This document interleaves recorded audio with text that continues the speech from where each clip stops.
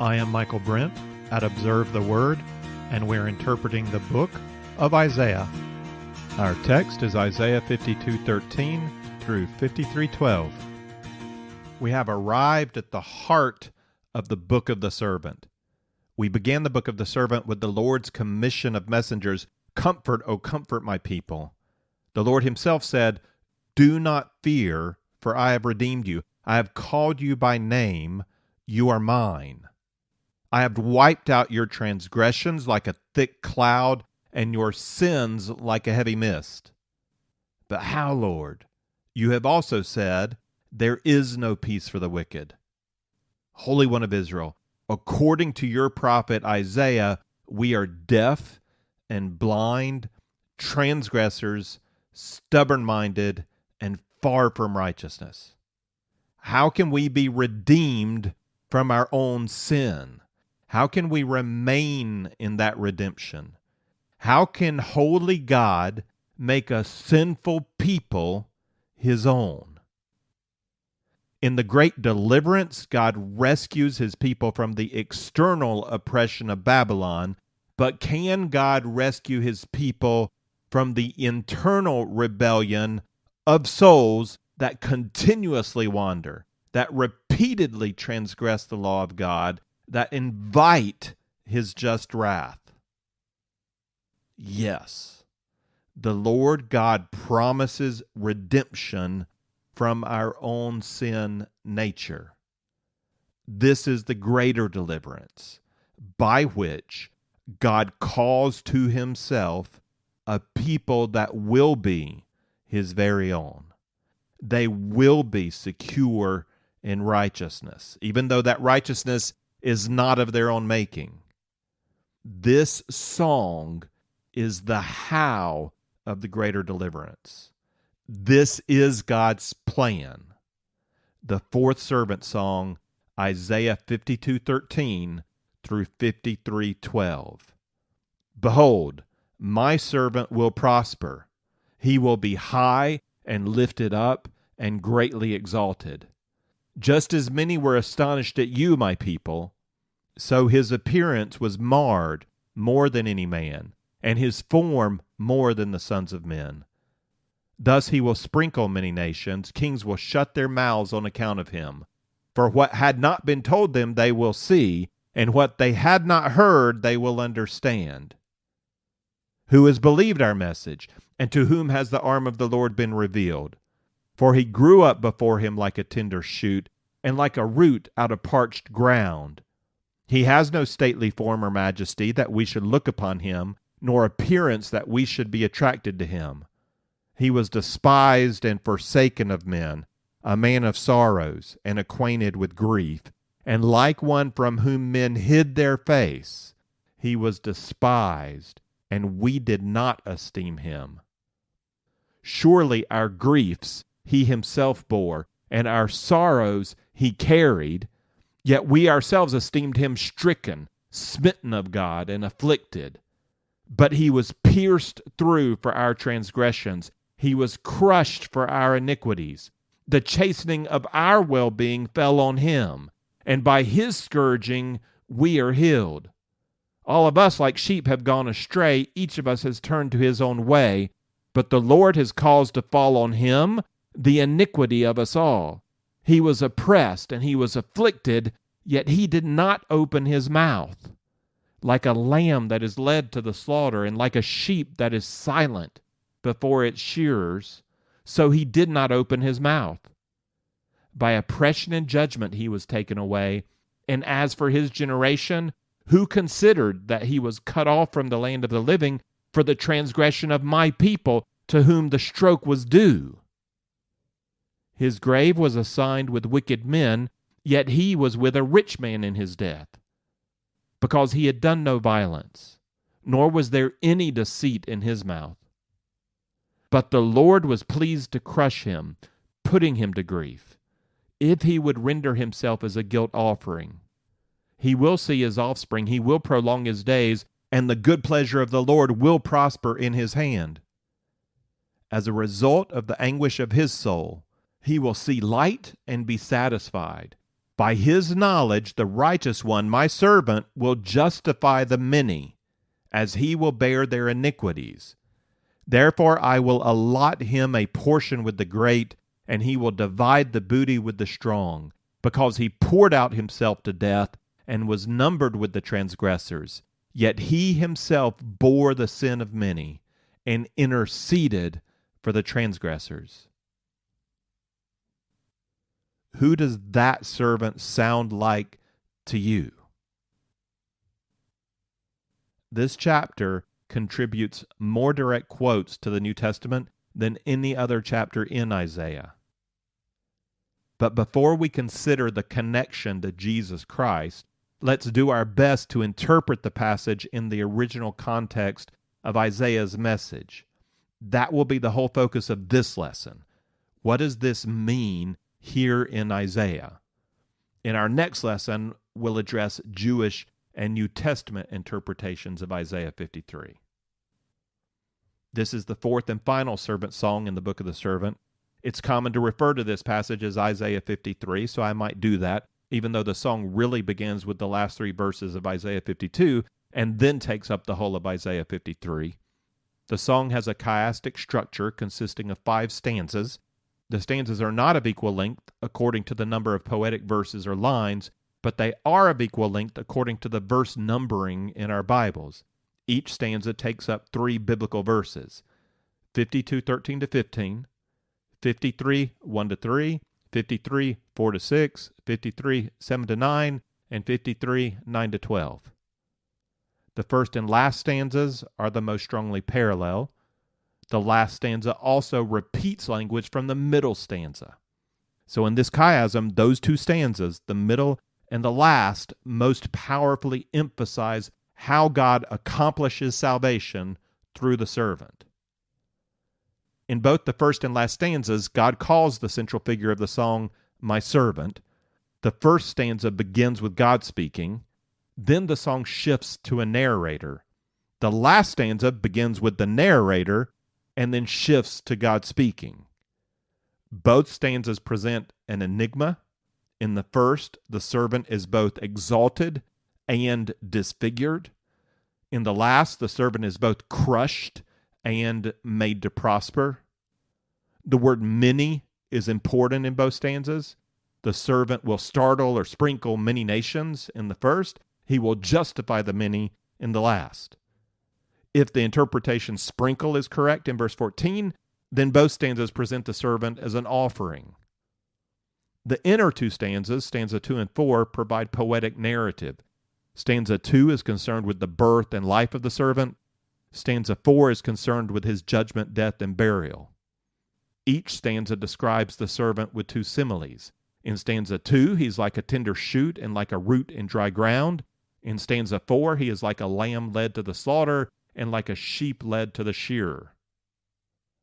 The middle stanza forms the heart of the song, and really the heart of the whole book of the servant. The servant takes our sin on himself. That's the how we've been waiting for. How are our crimson hands washed as clean as white snow? How does the burning coal remove sin from Isaiah's lips? How are a sinful and wayward people redeemed? That's what we discover in this song, and it's going to be through the enigma. That enigma of the first stanza is going to become more understandable by the end, though some mystery will still remain. As Isaiah has said before about his prophecies, some things are made known ahead of time, so when they happen, we'll say, God is sovereign. God planned this, and he spoke it. But some things are kept in reserve so that when they happen, we'll marvel and we'll say, this is new. Who could have imagined this? Let's go through the song. We begin our interpretation with the first stanza of the song, 52:13 to 15. I'll be using Multier's titles. He titles this stanza, Enigma, Exaltation, and Humiliation. Behold, my servant will prosper. He will be high and lifted up and greatly exalted. Just as many were astonished at you, my people, so his appearance was marred more than any man, and his form more than the sons of men. Thus he will sprinkle many nations. Kings will shut their mouths on account of him. For what had not been told them they will see, and what they had not heard they will understand. The reference to servant in this verse connects us to the previous servant songs. We would be right to proceed cautiously. Isaiah's use of this word servant depends on context. The term could apply to Israel. It could apply to the king who will deliver Israel from Babylon. It could even apply to Isaiah himself.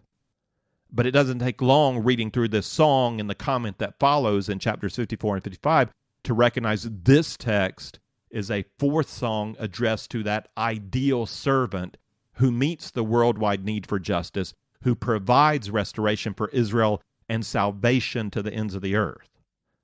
The first verse seems completely contradicted by the second verse. My servant will prosper. Not only will he prosper, my servant will be high, my servant will be lifted up, my servant will be greatly exalted. Repeating three synonyms makes that declaration emphatic, similar to holy, holy, holy, high, lifted up, greatly exalted. The first verset of verse 14 seems to agree positively with that statement of exaltation in verse 13. Just as many were astonished by the people of the Lord, so also many will be astonished by the servant of the Lord. That astonishment could be a response to how much he prospers and how high he is exalted. But the next verse adds a twist. They will not be astonished by the exaltation or by the beauty of the servant. They will be revulsed by how badly disfigured he is. Remember the description of Judah from chapter 1. The nation is personified as a wayward man. The Lord God has disciplined him from head to foot to turn him back from the way of death. He is so stubborn, so rebellious, he will not turn around. And there is nothing sound left in his body, only bruises, welts, and raw wounds, not pressed out or bandaged, nor softened with oil.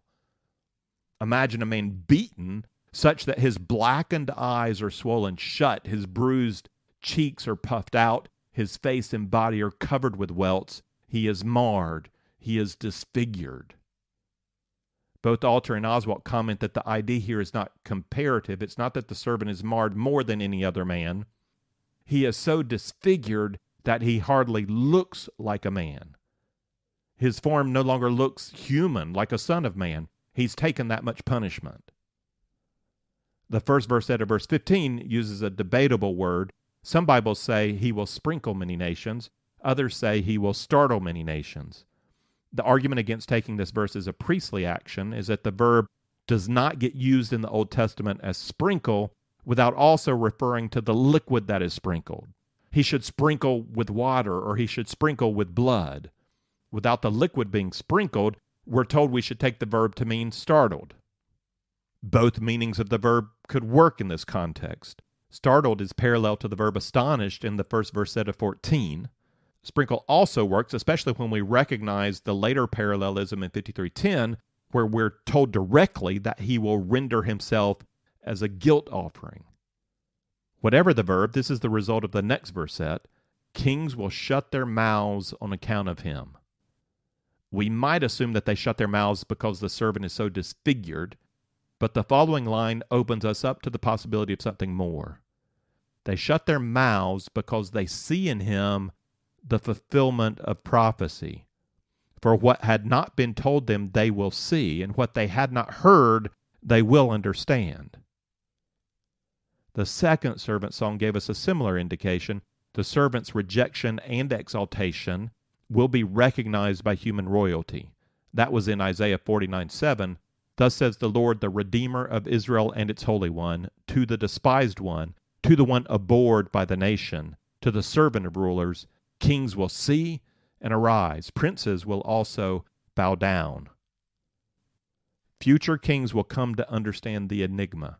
They will see a servant whose humanity is degraded by his intense suffering, and who is also somehow high, lifted up, and greatly exalted. And though some may see, we're also assured this gospel of the servant will not be easily received.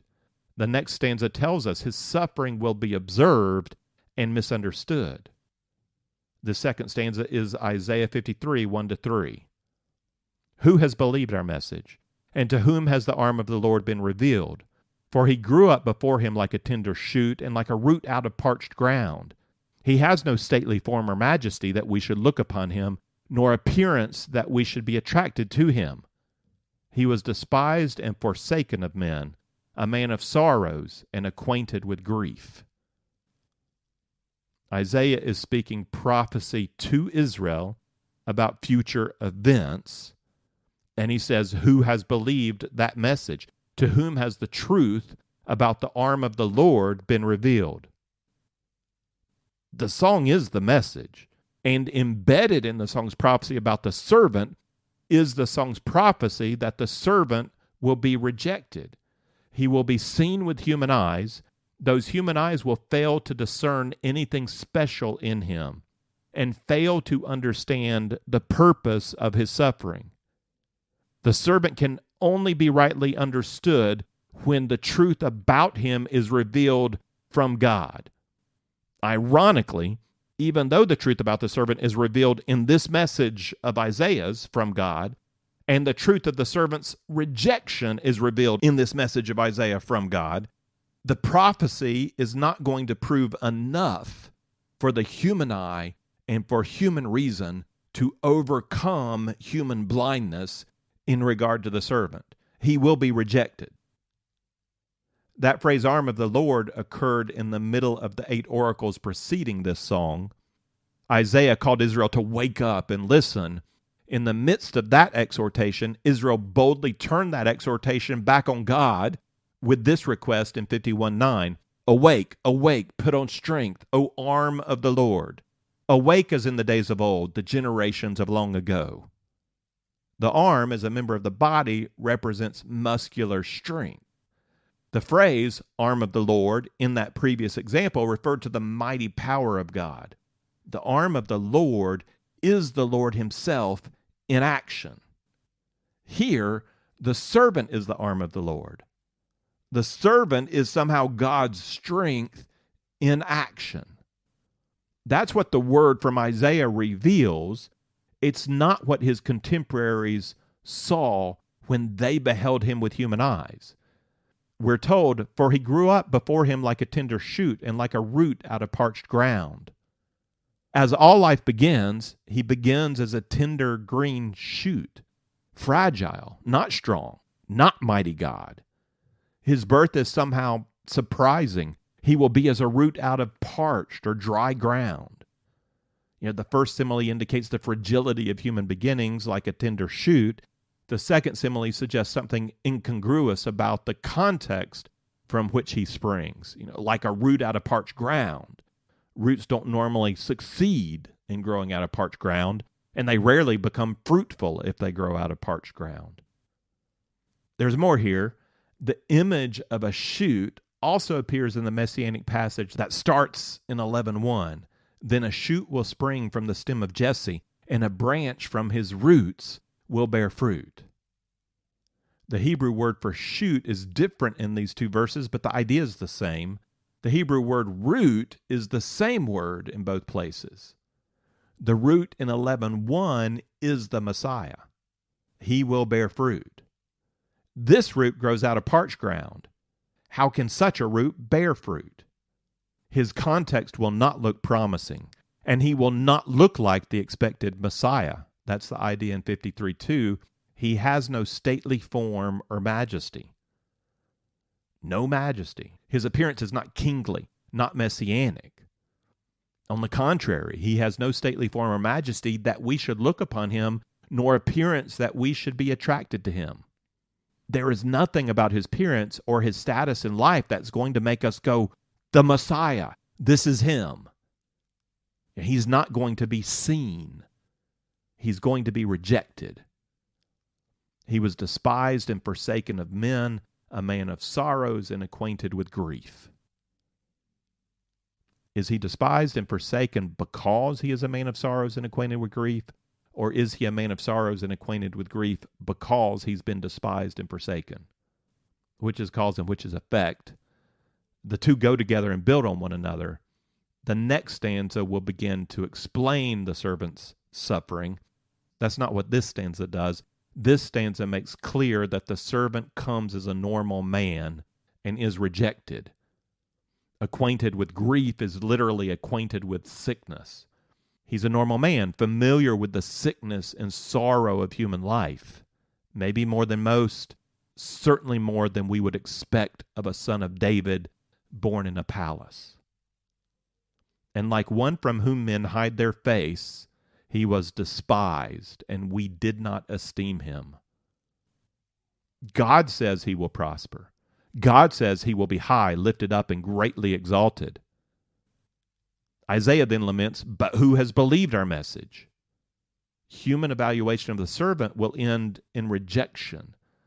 Considering with the physical eye and with the human mind, he's found wanting. Whatever he is attempting, men and women of his generation will not only reject him, they will turn away from him. Like a leper, like a sinner, someone full of shame, they will not want to be associated with him.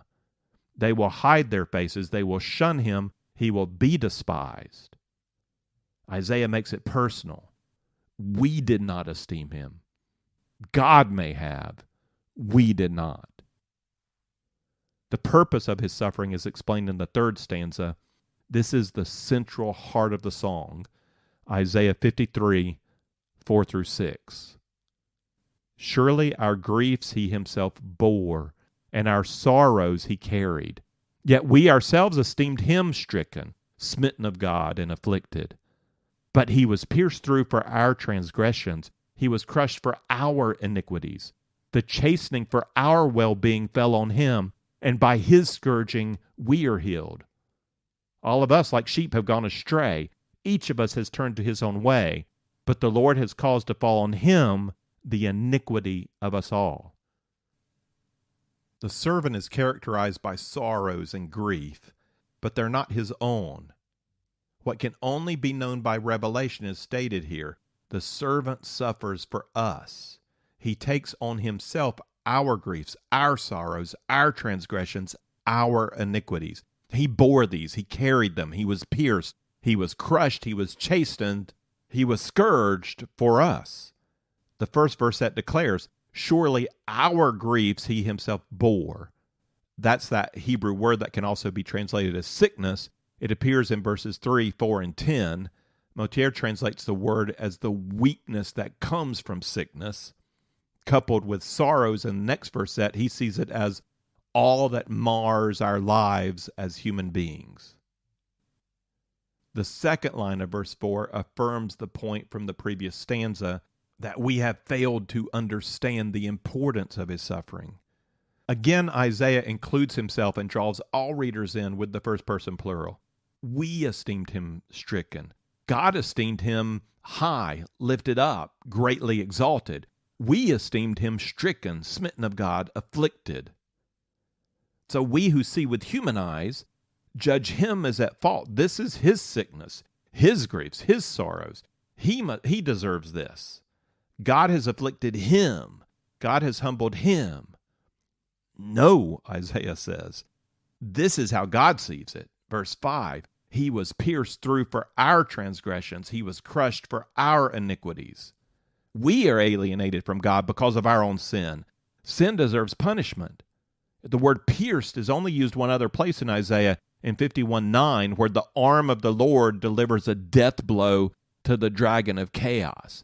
There the dragon is pierced. Here the servant is pierced. Crushed literally applies to people trampled to death. Here the servant is crushed on account of our iniquities. The second line of verse 5 goes on to describe the piercing and crushing as punishment intended to bring about restoration, but not restoration for the servant, restoration for us. The chastening for our well-being fell upon him, and by his scourging we are healed. We are the sick ones. We are the ones who need healing. The word translated here as well-being is the Hebrew word shalom, or peace. He received in himself the punishment necessary to make us whole, to bring us into a state of peace. The servant has become a substitute on our behalf. Verse 6 clarifies these two truths, the one about us and the one about the servant. The first truth is about us. All of us, like sheep, have gone astray. Each of us has turned to his own way. This is the truth. We are sick and sorrowful because of our own transgression and iniquities. We have done this. We are like sheep that have wandered away from our master into the valley of the shadow of death, into the jaws of the lion. And the second verse set emphasizes that this is not unintentional. It doesn't just happen to us. Each one of us has willfully turned away from God to go his own way. I will do what I will do. I will say what I will say. I will think what I will think. Every one of us has turned to his own way. We have turned from the goodness of God, from the glory of God. We have turned from our rightful Lord to create our own definition of what is good. And so we have embraced wickedness. Punishment is justly declared over us. That's the first truth. That's the truth about us. Here's what's true about the servant. But the Lord has caused to fall on him the iniquity of us all. This is something Yahweh has done. We have sinned against Yahweh. As the one right and true judge, he has declared the just penalty of death. For iniquity to fall on us means the just penalty of iniquity falls on us. But it doesn't fall on us. It falls on him. The fourth stanza clarifies, not only did he bear our sins for us, but he had no sins of his own to bear.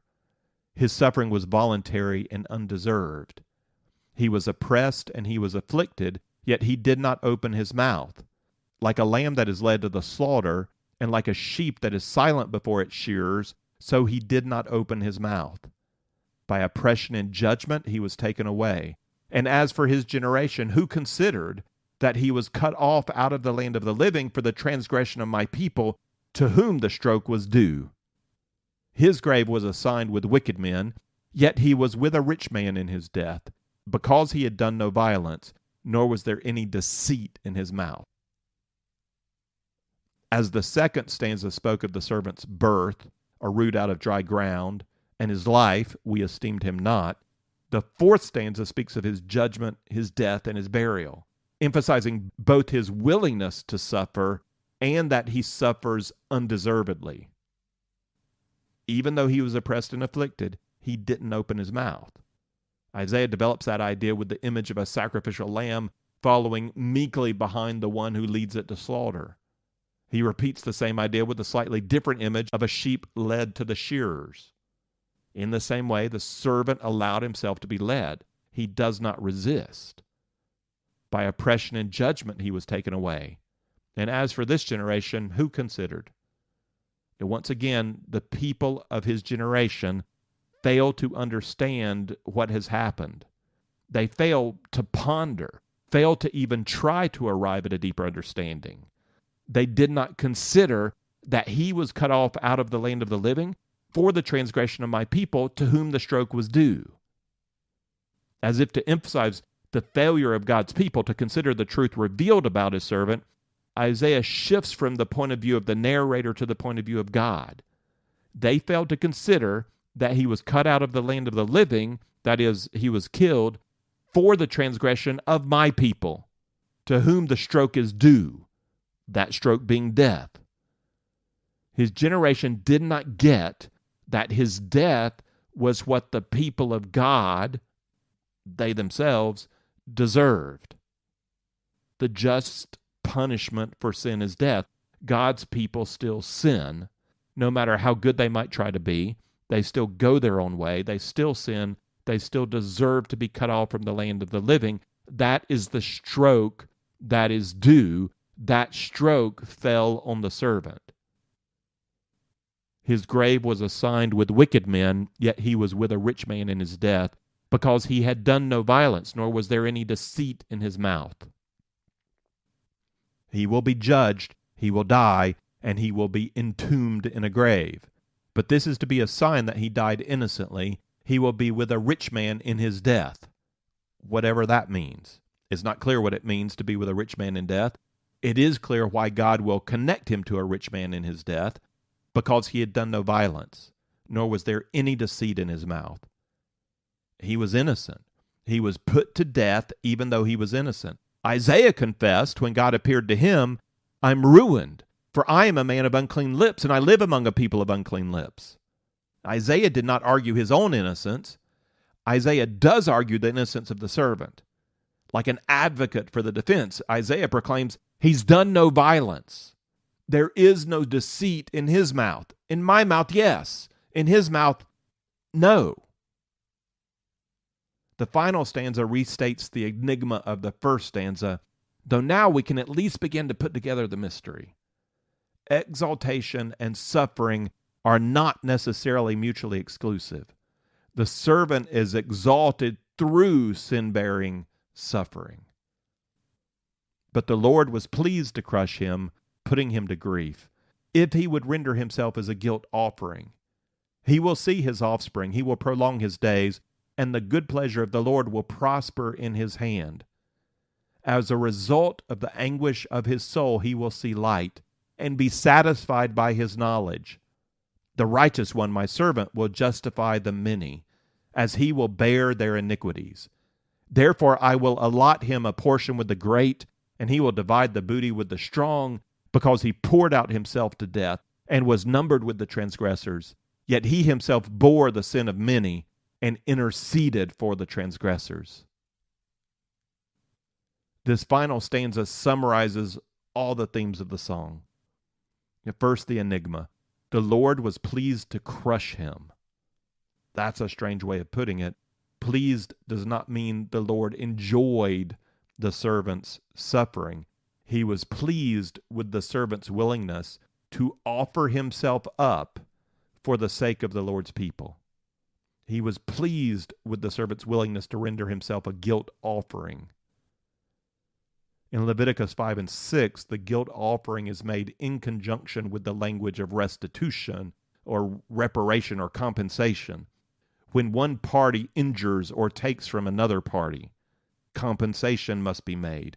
The guilt offering is used to help make restitution when the sin violates the moral code of God and when the sin violates another person. In fact, restitution is not complete only through compensation, such as paying back double what is stolen. In such cases, a guilt offering must also be made. Sin of any kind is always also sin against God. It might just be against God, but if it's against another person, if it's against somebody made in the image of God, it's also against God. It's always against God. So the point of the guilt offering, the point of the sacrifice, is to make atonement for the penitent person who's committed the sin. Describing the servant in verse 10 as a guilt offering brings together both the idea of guilt for sin and the need for atonement. Atonement has both the meaning to cover and to satisfy. The sin of the penitent is covered, thus satisfying the wrath of God. The wrath of God is satisfied by the blood of the sacrifice because the penalty due is death. So this imagery comes together in the Day of Atonement sacrifice in Leviticus 16. A goat's blood is poured over the cover of the Ark of the Covenant. In the Holy of Holies, God looks down at the Ark and sees the covenant law inside. Looking at that law, God finds his people guilty of having broken the law. They deserve the just penalty of death. But when the blood of the goat covers over the Ark of the Covenant, it's covering over the law. God sees that death has been made. Sin is covered. The wrath of God is satisfied. It's not satisfied by the death of the guilty party. It is satisfied through a substitutionary death that takes the place of the guilty parties. Only it doesn't really. The blood of the goat never actually atoned for the sin of even one Israelite. Now, how can a goat be justly substituted for a man? And even if it could, how could one goat justify all the men and women of Israel? The blood of the goat stood as a symbolic commitment from God that he would atone for Israel's sin. He would find a way to satisfy his own wrath. He provided a symbolic example of future atonement as a means by which his people could express their faith in him to remove the guilt of sin. By performing the sacrifice, they're saying, God, we believe you are going to cover our sin. We believe you are going to satisfy your own wrath. Not, we believe the goat's blood does it. God has always planned to meet the need for a valid and effective substitute.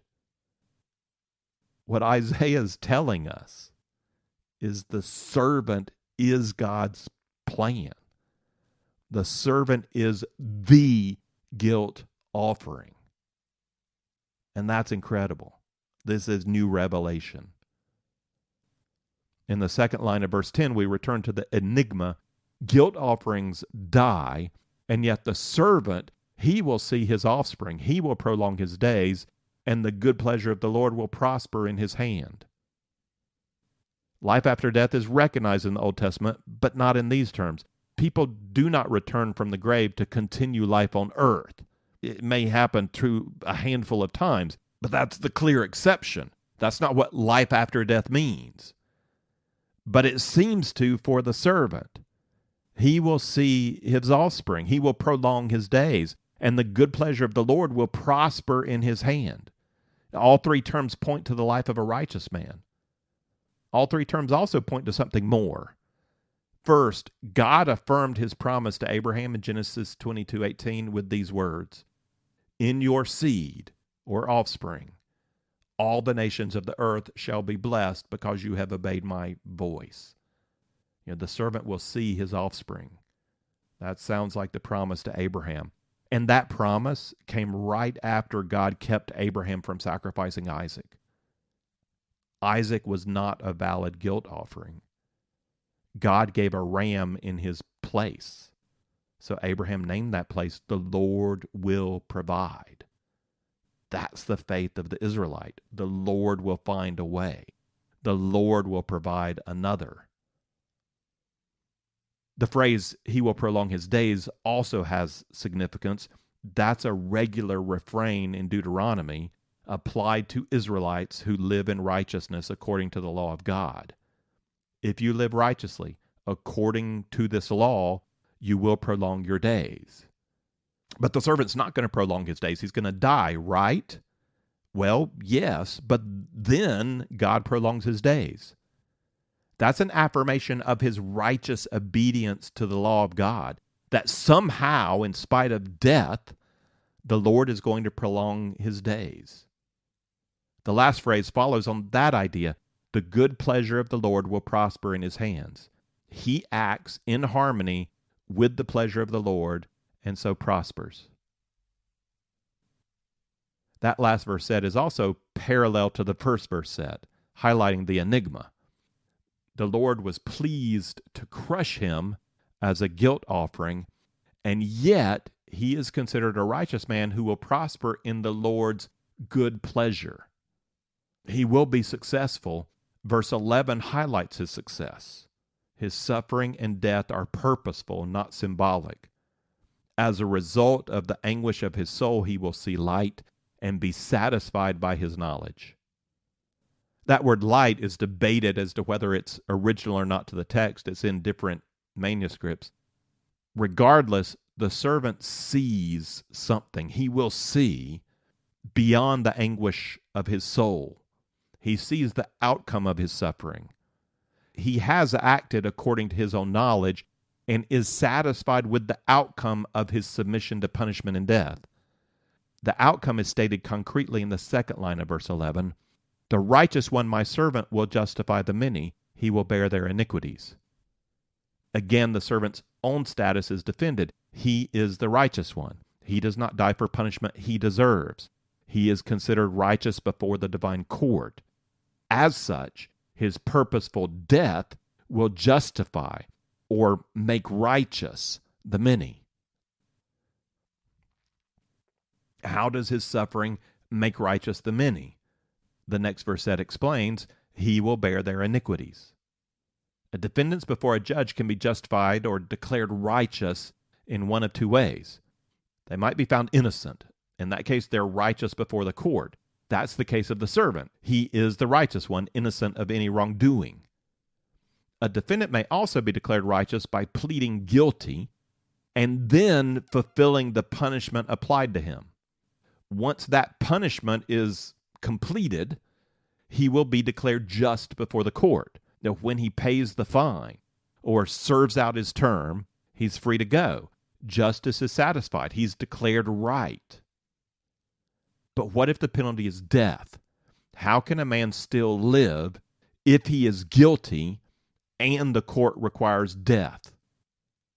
The law of God provides a third way. A substitute can bear the punishment on behalf of the defendant. That substitute must be righteous. If not, he must bear the penalty of his own iniquities. But if a righteous man will die, bearing the iniquities of another man, then that other man may be declared righteous before the court. His penalty has been paid. Justice is satisfied. Now, there is a lingering question that goes unanswered here.